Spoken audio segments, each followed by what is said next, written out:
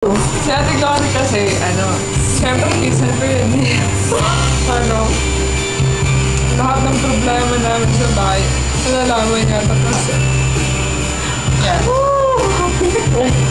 Alam ko. tapos,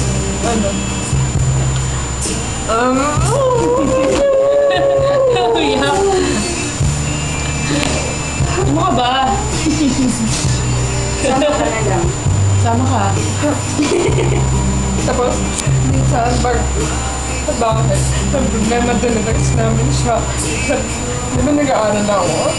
Sa'yo ko dinidex. Tapos, sinasabi ko Ate Jennifer, Hindi, naintindihan ko to eh. Okay.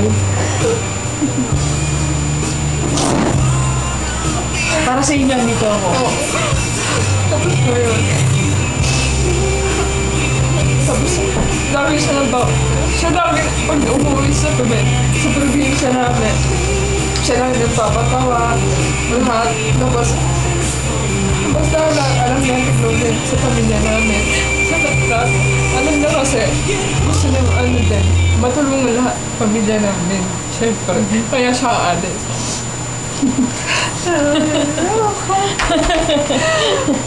Basta, mag-iingat ka na lang doon. Tapos dito lang kami. Lagi kang mag-online na lang para makakausap mo kami. Wala nang magbibiro sa amin dito eh. Ayun lang. Thanks.